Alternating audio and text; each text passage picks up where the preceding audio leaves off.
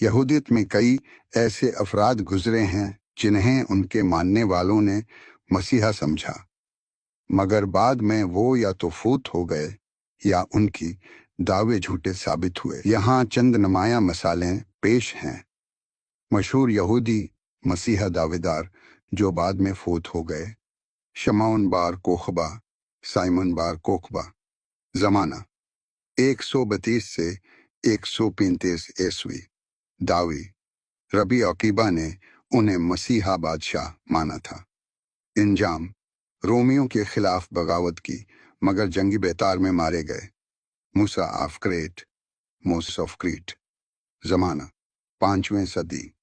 دعوی: خود کو نیا موسیٰ کہا، وعدہ کیا کہ سمندر کو چیر کر اسرائیل لے جائے گا۔ انجام: بہت سے پیروکار سمندر میں کود گئے اور ڈوب گئے، موسیٰ غائب ہو گیا۔ داؤد الروی، ڈیوڈ الروئے۔ زمانہ 12ویں صدی۔ دعوی: فارس میں خود کو مسیحا کہا، مسلمانوں کے خلاف بغاوت کی۔ انجام: قتل کر دیا گیا، مگر اس کے پیروکار کئی دہائیوں تک اس کی تعلیمات پر قائم رہے۔ شابتائی زوئی، شبتائی زیوی۔ زمانہ 17ویں صدی۔ دعوی: عثمانی سلطنت میں خود کو مسیحا کہا، قبالہ کی تعلیمات پر عمل کیا۔ انجام: اسلام قبول کر لیا، جس سے اس کے دعوے کی ساکھ ختم ہو گئی۔